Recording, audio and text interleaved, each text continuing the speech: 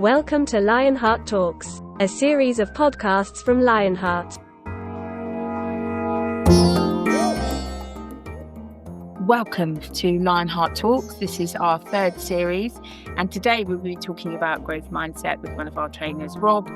And I am Melissa Gough Rundle, and I'm the Head of Development at LionHeart. So before we get into our discussion around growth mindset, I'm going to hand over to Rob so he can say hi and tell us a little bit about himself. Hi, Melissa. Thank you very much. Lovely to see you again. Lovely to be working with you again. So, thank you for the opportunity. So my name's Rob Edwards. I have a company called Life Cycle Coaching, and within that, there are a number of things that I do actually. So I'm a certified mental health first aid instructor. I've done that for a number of years. After my own kind of battles with depression and anxiety a few years ago, I decided to take the qualifications of mental health first aider, and then I took the plunge to become an instructor in it. So I'm really proud of that for starters. But that's also taken me down other routes as well that are all related to mindset at the end of the day. I'm a certified neurochange master practitioner. What does that mean? It means I understand about mindset, really. I've worked with some kind of pretty high profile cognitive neuroscientists and social psychologists over the years to get those qualifications. And I just find it all fascinating, the whole mindset thing and how we apply it into various different workplaces and scenarios. And then added to that, over the last kind of 2 or 3 years, I've noticed a real increased awareness of the topic of neurodiversity as well. And I think that's becoming really, really important in all walks of life, actually. As the awareness raises, we need to understand what it is. So I've also qualified as a qualified neurodiversity master trainer as well. And I apply all that to various different workshops and webinars and leadership coaching and mentoring scenarios as well. So, yeah, I think that's me in a nutshell, really. That's a brilliant nutshell as well, Rob. I love that. And it is great to have you along today. We've got a long relationship with LionHeart here, and it's fantastic to have this opportunity to talk about the subject today. So let's dive straight in. Growth mindset. I think we've probably all heard that phrase. We may all have different opinions about what it means or how it applies to us, but it'd be really good to get from you, what is growth mindset all about? It's fascinating, and you're right. We hear it a lot more these days. If we've got kids coming home from school, there's a good chance that they're talking about growth mindset. And as parents of certain ages, we might go, well, brilliant, that's lovely, but what does that actually mean, you know? So it's important that we learn about it, I think. For me, it's just the belief, I think, that we're all capable of learning and that we're capable of improving. It's not about pretending that everything's easy, because it's not. It's more about saying, okay, I might not be great at this right now, but I can get better at it. For example, if we struggle with something, and I'll take public speaking as a scenario because everyone's a little bit scared of public speaking, or a lot of people are, when we have to stand up and present at work or at a wedding or something like that. And it can be terrifying. But the more we practice it, the more we ask for help, we just get a little bit better at it each time, and things just keep feeling possible. So a growth mindset is that belief, fundamentally, that your abilities and your skills and your intelligence can be developed with a bit of effort, a bit of learning, and a bit of persistence as well. So it's not about being endlessly positive. It's about being open to improvement at the end of the day. And it's really interesting that you say that, Rob, that, it's not about being endlessly positive. So, I mean, is that probably one of the myths around growth mindset that there is? I mean, is there anything else that you can think of that people might think, oh, well, growth mindset's not for me because of whatever? Yeah, I think when you first brush across this topic, you can fall into the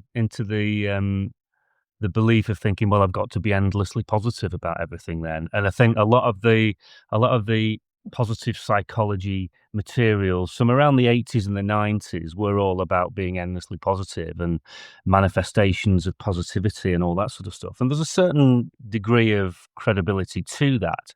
But I've yet to meet anyone in my life, and I've met quite a few people who are genuinely 100% always positive. I've seen people who pretend to be positive, but there's a big difference. We all have natural mood swings. We all have times where we're not positive. That's human nature, you know? We have a negativity bias that drives a lot of our beliefs and our opinions.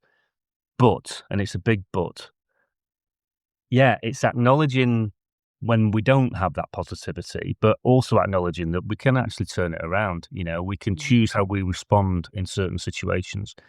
And it's not about putting a fake smile on or pretending that everything's okay. It's not about that at all. It's about being genuine and authentic in your responses, but equally knowing that, yeah, I've got the cognitive capabilities here to maybe reprogram how I feel about something, you know?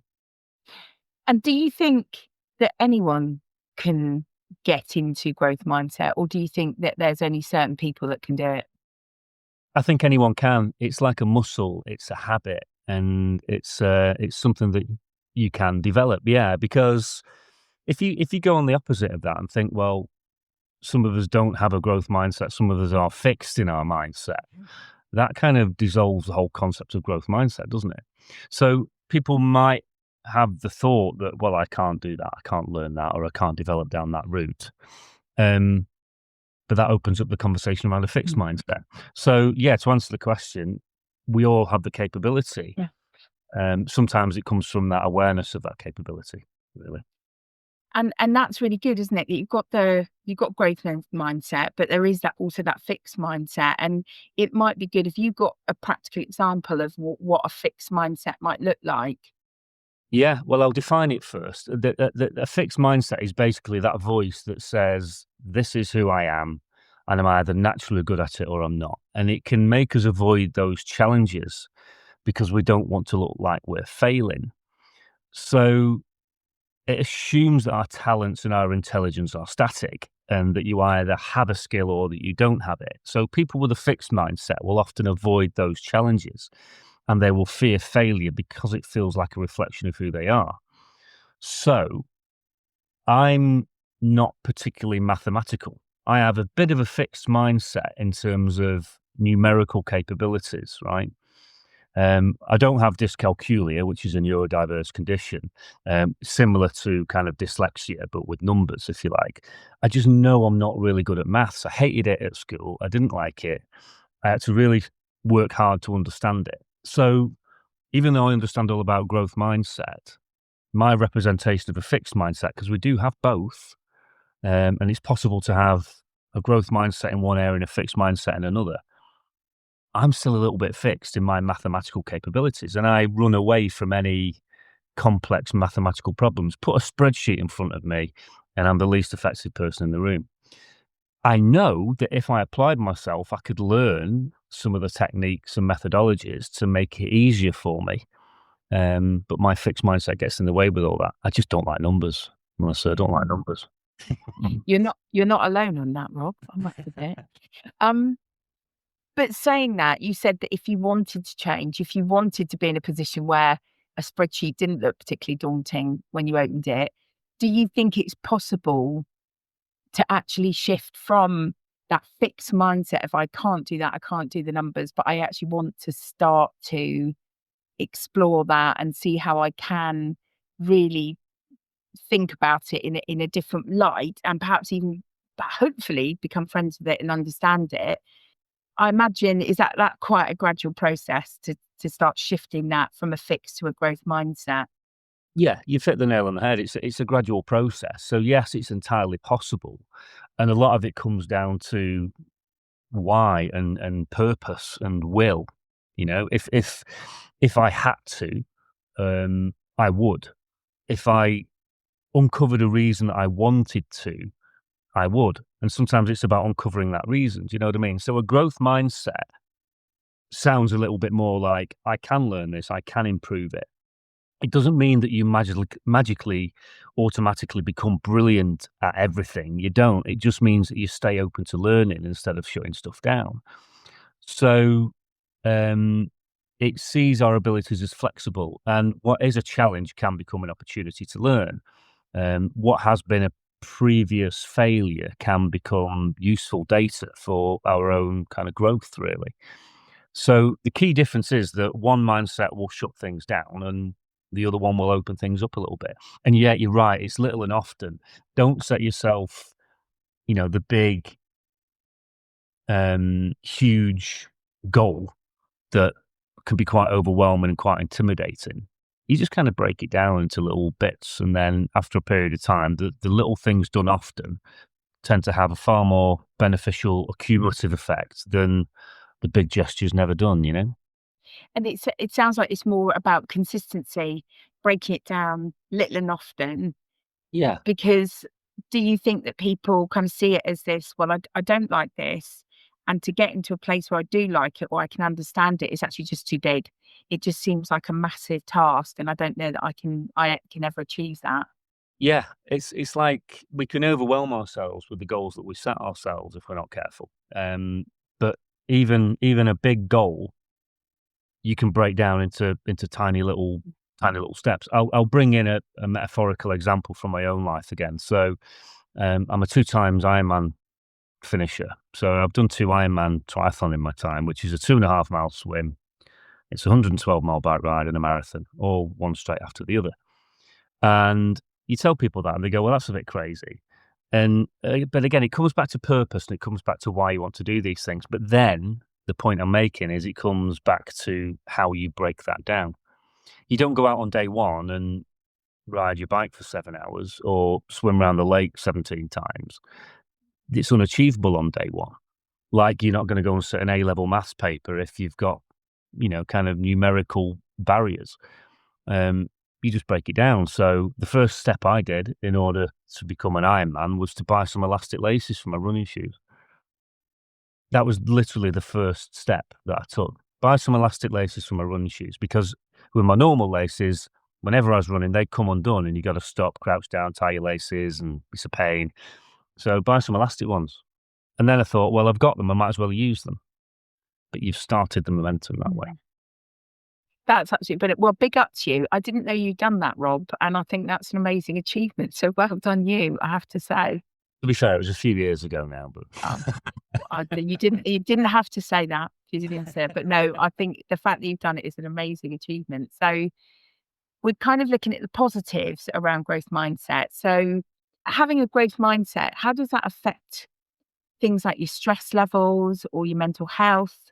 I'm assuming that hopefully it's got quite a beneficial outcome. it absolutely does. And I mentioned the word negativity bias earlier on. And, we're primitive creatures at the end of the day. We have complex brains, but we're very primitive creatures. And we have our fight, flight, freeze mechanism. You probably heard that. When we're facing something that we've not faced before, we tend to get primitive in our responses. We'll either fight it, we'll run away from it, or we will freeze in our actions. And that's our subconscious kind of kicking in. And it happens a huge amount of time, actually. A lot of times that happens. But with a growth mindset, it just feels that things are a little bit lighter because you're giving yourself other possibilities and other opportunities.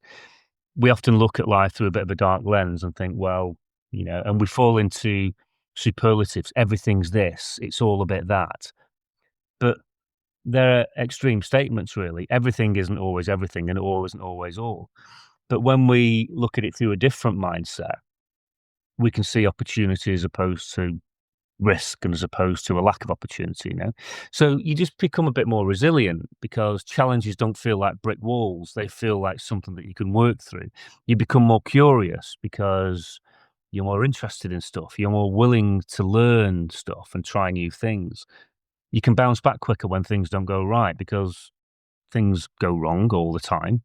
Things don't go perfectly, but yeah, you learn. You take that as a learning opportunity. It keeps you moving instead of getting stuck, really. So, yeah, from a mental health perspective, it can boost your resilience. It can boost your motivation. It can boost your creativity, and these are all things that we're told to focus on when we need to improve our mental health.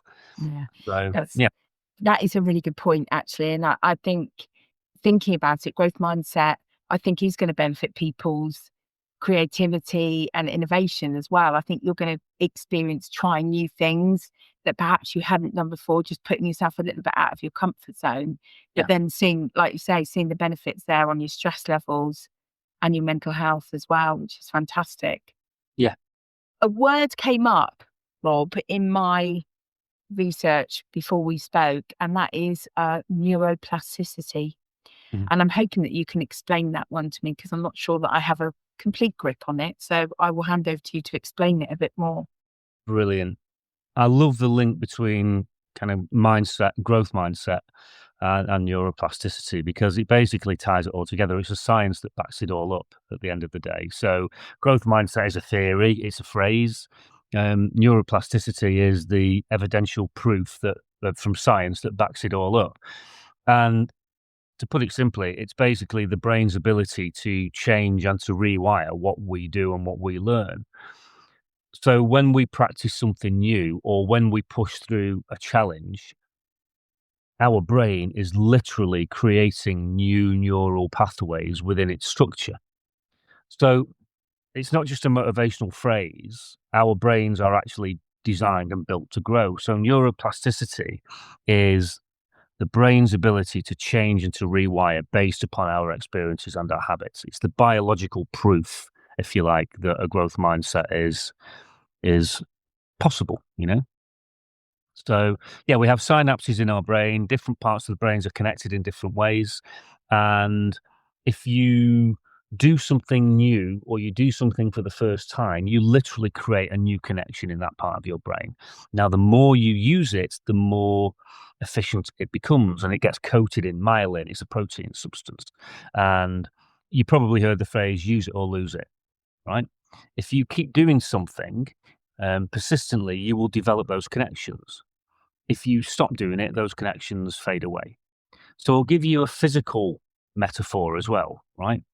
If every day for the next 30 days, you got down and did 20 press ups, right? Over those 30 days, you would develop that muscular structure to enable those 30 press ups to be done easier, or 20 press ups, or whatever many I said. But at the end of those 30 days, if I then say, well, go out and do a run, you haven't developed that run capability. You've been working on something else, right? So you've not got that physiology to enable you to go and do that run effectively. Apply the same to the brain, right? And if for the next 30 days you think the same things, you become really good at thinking that thing. But then if I say to you, well, think differently about it now, you've not developed that capability. So it becomes hard to do. That's neuroplasticity, basically. That's really, really, really good analogy. I remember someone saying something similar to me once about when you go out for a walk and you go on your regular path, and then you decide that you want to veer off that path, but it's all covered in brambles and branches. But if you start to clear it, and you keep it clear so that you can go down that route and just change your route a little bit, Yeah. it's also almost a physical clearing of it to stop the brambles coming back. Then you've got that whole new pathway, which I thought Yeah. was quite a good way of explaining it. Yeah, it's a brilliant one. And I've heard it described as well, like, it's like gardening, and whatever you water will grow. So if you're watering and feeding your anxieties, your anxieties and your worries will grow. If you're watering and feeding your kind of curiosity and your playfulness and your interests, then they will grow. It's just, and the growth mindset or the fixed mindset is which one are you choosing to water at the end of the day. Yeah. Talking about building a growth mindset, if people they've decided that they want to just approach things slightly differently, what do you think the biggest obstacles are when people are trying to develop a growth mindset? I think I always break a lot of the work that I do down to two simple words, and that's awareness and responsibility. And I think we often fall into the mistake of trying to be responsible for stuff without being aware of what we're trying to be responsible for. So, the adoption of a growth mindset really comes from the awareness that it's possible. And once we're aware of that, then we can move towards responsibility and actually choose to do something about it. So, it starts with those small shifts. Be aware that it's possible. Be aware that it's scientifically possible, because we've evidenced that with the neuroplasticity stuff. Be aware that there are massive mental health benefits to doing it, and then it's about, okay, well, all of that is aligned. How can I be responsible for it? And then it's about those small shifts, like you said before. It's those subtle shifts and the little things done often. And one of the first things you can do actually is use the word yet. All right. Add the word yet onto the end of a sentence, and it makes a big difference. I can't run a marathon is a definitive statement. I can't run a marathon yet is an entirely different statement. And it's just the addition of that one word at the end of it actually gives you somewhere to go with it. I can't do maths. Can't do maths yet. And the only thing that's stopping us doing that is our own insecurities, our own fears, and our own doubts about ourselves, or our imposter syndrome that we often call it. So if you add yet onto the end of a sentence, it just gives you somewhere to go, you know? That's a good first start point, really, but there's lots of other things we can do on the back of that. Yeah. And I always like to ask people that I'm talking to on the podcast, is there anything that they would recommend, either as a starting point, maybe a book or an app or a piece of reading? Is there anything that you would recommend for someone who's kind of getting a bit curious about growth mindset, basically, or looking maybe for something to keep themselves a bit accountable, or can keep track? Is there anything that you've got in terms of top tips? Yeah, I can give some kind of reading ideas, if you like, and there's a really instant relevant one that's come to mind. It's a book that I bought 2 days ago and it arrived yesterday. I've done a lot of reading over the years. One of the books that really took me down this route with a lot of evidence was a book called You Are the Placebo by a guy called Joe Dispenza, right? Which goes into quite a bit of technical detail, but it was really accessible. It's quite a thick book. But the one that arrived yesterday was called You Become What You Think. And it's basically a summary of lots and lots and lots of kind of cognitive mindset, social psychology books that are thrown into one 200-page book. I haven't written it. I'm not advocating. I'm not sponsored by it. It just arrived yesterday and it's hot off the press. And I started it last night and I'm like, there's a lot of really useful stuff in there. But I think if you're not a reader, do you know what I mean? It's just look around and be curious and yeah, just ask for feedback as well. Use the word yet. It's brilliant. And get comfortable asking for feedback, because if we're just listening to our own heads, and we're used to talking ourselves out of things, that's the only voice that we've got. So, yeah, ask for some feedback. Celebrate your progress. It's not about perfection. It's just about noticing those small improvements. Reframe any kind of setbacks that you might have had and said, well, okay, that's okay. It's natural, but I've learned something from it. And yes, surround yourself with learners, because mindsets are contagious at the end of the day. And if you're surrounded by people who are all of those things that we're talking about, it will create more of that in you. If you're surrounded by a lot of negativity, you become negative. So yeah, you become what you think. You really do. If you think that you're going to be rubbish, you'll be rubbish. If you think that you're going to be, actually, I'm going to learn this, there's a much stronger chance that you will learn it. Yeah. That and you mentioned about the yet phrase, adding yet to the end of a statement. And but we also, you mentioned about our youngsters, our children that are coming home from school and going, I can't do this, I can't do the sprint at school and PE, or I can't do this maths problem, or I really can't get my head around. But I always try and say to the children, yet. I think that is really important. It's actually saying to them, it doesn't mean you're never going to get it or you're never going to be able to do it. It's just thinking, I probably just can't do it now, but with a bit of effort or a bit of learning or a bit of research, I can actually get into that Yeah. position, which I think is fantastic. And that it's crazy, isn't it? It's just that little word that can shift people's mindset, which is fantastic. Yeah, absolutely. Absolutely. Thinking about growth mindset now in terms of our work situation, and I think quite a few people that will be listening to this podcast are going to be surveyors and RICS members, and it's how we bring that growth mindset into work as well. And some of these individuals that are listening are going to be leaders, they're going to be managers of teams, and I think sometimes you can adopt growth mindset for yourself, but you want it for your team as well. And it would be really good to hear from you how perhaps they can introduce that into day-to-day work life, or even maybe at home. You know, we've just mentioned about talking to children about their homework and learning. How can we kind of adopt a growth mindset in a conversation or in our daily life without sounding too cliche? Because sometimes people do get a bit turned off by it, don't they? That's it. Yeah, it can become a bit cliched, like we said at the start, but it's just human nature at the end of the day. So, in the workplace, a growth mindset can change an awful lot.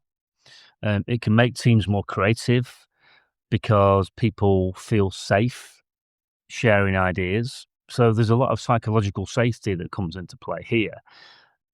It helps you to handle mistakes with a lot more honesty and a lot less drama. So it can help us to innovate, it can help us to adapt, it can help us to collaborate better. And so, as opposed to going in and saying we all need to be growth mindsetters, guys and gals, whatever, and everyone goes, "Oh, I've heard all of that, and what does that mean? I've just got to put on a fake smile and be positive all the time." It's not about that. It's a cultural, environmental exercise. It's about creating psychological safety at the end of the day, and we all have something to contribute. We all have something of value. It might be different to somebody else's contributions and somebody else's value. It will be. But that doesn't mean we're any less valuable than the next person. And so, we're starting to drift into kind of neurodiversity and diverse ways of thinking here as well, because you don't do it in the same way that somebody else does it. It doesn't mean that your way is any less valuable. It's just maybe that you think slightly differently about it. So it's about treating people in a good human way at the end of the day, and understanding and listening and respecting those perspectives and understanding where they might be coming from, because they might just be thinking slightly differently about a problem to the way that you've always seen that problem. And you mentioned a really important word there, psychological safety, and being able to fail without there being the consequences. Everybody's very frightened of failing, but I think failure can be seen almost as feedback. Failure can be seen as a lesson that we can all grow from. And I think, do you think that growth mindset assists with that, so that failure is seen in a completely different light? Absolutely, and it's more of a learning than a failure, and sometimes it's the subtle language shifts that make a big difference here. We do all get scared of failure. We do. It's natural. That fear can be exacerbated by the culture which creates it. So if you've got an open growth mindset within your business, then of course people are going to make mistakes. We all do.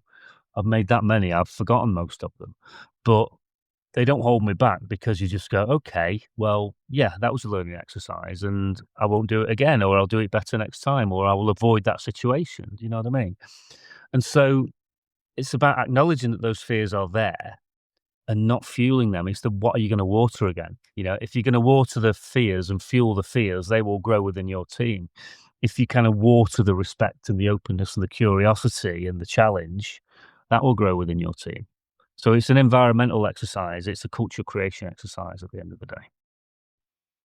Yeah, and I think it's really great to be able to put growth mindset in a practical way like that, with how it can create a more secure team, a more open team in terms of communication.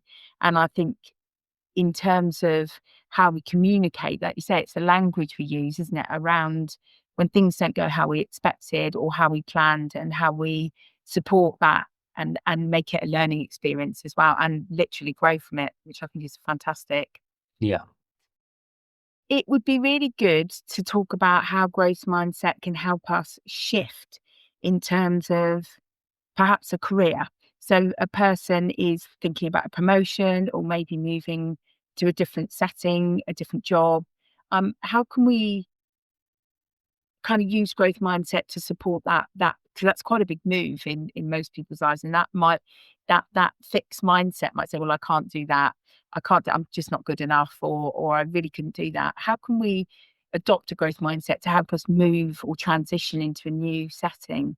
Yeah, it's an interesting one. It's such an advantage to have it in those scenarios and those situations, because it makes you more adaptable. And with the way that things are changing these days, you're putting yourself at a disadvantage if you don't adopt a kind of change mindset to it and a growth mindset to it. The world is changing so quickly; it's unbelievable. So makes us more willing to take risks and to say yes to those opportunities, even when we're not completely ready. Do you know what I mean? And so there's a little visualization exercise that you can do because, we're familiar with the comfort zone, and it's a phrase that we use quite a lot. And we like to stay in that comfort zone because it's familiar. We know what we're doing. I know how this job works. I can do it without stretching myself too much. I feel comfortable here. But we all know that we can grow and that we can learn. So the comfort zone isn't the only zone. There are learning and growth zones outside of that. But the challenge that we've got is, in order to access those growth and learning zones, we have to navigate the kind of awkward one that sits next to the comfort zone, and that's the fear zone, right? So as soon as you step out of your comfort zone, you apply for a job or you have a think about a promotion, you don't suddenly go there. You hit that fear zone where we start to question ourselves and we start to doubt ourselves, and those fears will potentially start to grow. I can't do that because what if I foul up? What if I'm not any good at it? And so that fear zone will take hold again, and it will potentially navigate us back to that comfort zone where we just feel okay again. But there are massive opportunities if you can just persist with that and break that fear down into those small things done often. Well, maybe I'm not the best, senior consultant. Well, maybe you're not that yet. Maybe you're not the best surveyor in the world yet. And how can I get there? Because then you hit that growth and that learning phase, and that's where we can extend our capabilities, and we in effect extend our comfort zone out. We become more comfortable doing those things that we weren't comfortable with in the first place. So have an awareness of those other zones. The first one that you hit is that fear zone, of course it is. But there's good stuff on the other side of it. Let's aim to that. I think we've just given ourselves an opportunity for another podcast there, Rob. I think that's just opened up a door. I do like that conversation about moving into that phase then, because I think that does keep people a little bit stuck. Making that first step initially is actually quite frightening for people. But I think what we've discovered in this conversation is actually, if you can make that step, there is so much more opportunity on the other side as well, and all of these untapped resource that is available to you if you can just make that step. Yeah. I think while we're talking about being stuck and perhaps people struggling and perhaps being trapped and not ready to take that first step, it's always good to tie that back to LionHeart and what we're here for.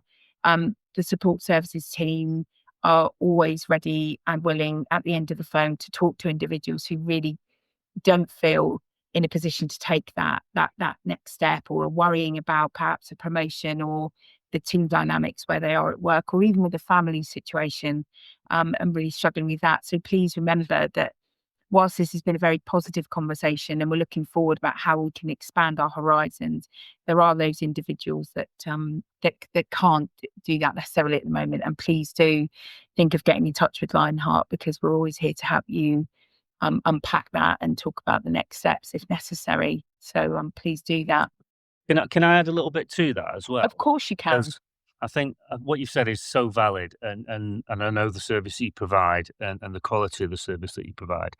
And this brings it back to a little bit of the kind of mental health stuff that we spoke about right at the outset. And it's just be comfortable with being a bit vulnerable. I think in this comparative world that we live in, where it's very easy with all of the media and all of the networks that we've got to compare our lives to somebody else's lives and always think that we're not doing as well as somebody else, that puts pressure on ourselves as well. But equally, if we are feeling a little bit like that, that fear zone is taking hold and we're feeling a bit off key or under par, there's actually strength in vulnerability. We often see it as a weakness. We often think, I can't open up about that. I can't ask about that because I might be seen differently. There's huge strength in being vulnerable. There really, really is. And equate it back to those zones again. We hit that fear zone and we don't reach out for help. But once you do open that door to help, you're into the growth and learning zones again. There's so much more support out there than we ever think there is. You just got to open yourself up to it a little bit. And it can be a difficult thing to do. I've done it. I've struggled in the past and I've looked for help. And it's an awful thing to have to do sometimes, to admit that you need a little bit of help. But none of us are invincible, and there's a lot of help and there's a lot of support out there. And just be okay enough to actually ask for that help. There's nothing weak about it at all. And when you do at LionHeart, I know the service that you provide, and there's tons of it. So Fantastic. That was really lovely to hear that, Rob.